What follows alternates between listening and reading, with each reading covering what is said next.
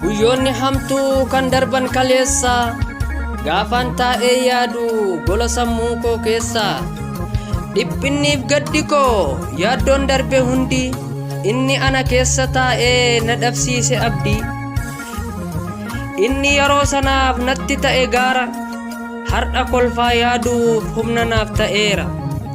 Kanaaf nan jabaadha humna koo kuufadhee moo'ichaas nan argadha abjuu koo uffadhee. Raasee na dammaqsa cufaas cabseen ba'a guddaadha humni koo dhakaa dhooseen ba'a. Ulaan kee naaf bana seenee ba'uu bare karaa geeddareetan ollaa kootti gore. Garuu gola ormaa keessaa wanta haaraan dhabe hamma mana keetii naaf kan ga'uun dhabe. Naanna'ee deebi'uus ilaalee milladhe godoo koo baroota cufaasaan argadhe. Hedduun gubadhee ture waa maraan hubadhe. Kunoo yoo sii kaasee quufni koo dirree irratti na baase mana koo hoo'arraa qorratti na buuse. Irran fiiginni kuftaa bool'a seetee dirree faltiin barbaadin bakka saawwin hin jirre. Sammuu malee yaatee akka dhaaba loonii dirree xayyaararraa hin eeggatin doonii. Hin abdatin milkii soba faana ciisaa mana farsoo seentee hin ajajin biizaa. Dhangaa sobaa nyaattee afaanis haqattee hin milkaa'u namni waan dhugaa lagate. Ilmamtee wareegamtee rakkoonis simiite dhugaa faana galii buli bakka dhiite. Dhugaa gad hin dhiisu lafa feetan lixaa haqaan natti hin dhufin dhugaan haadhaan qixa.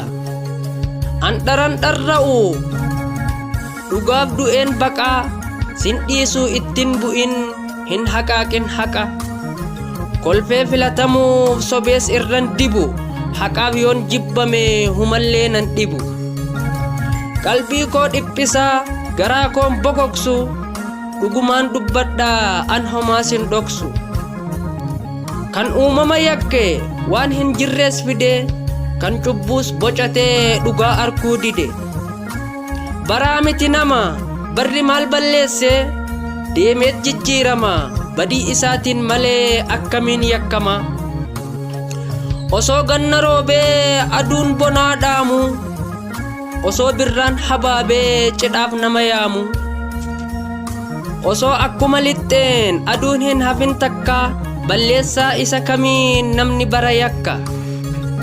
Osoo akka namaatti barri karaa hin bulin yookaan garaaf jedhee karra namaa hin galin. Kan faayidaan bitamee karaa irratti hafu kan garaaf guuttatee bakkuma oole rafu. Kan gararraan hafne osoo ilmi namaa jiru inni dhibameen ciifne kan fageenya hifatee deemsa isaan dhiifne bara maaliif abaaru.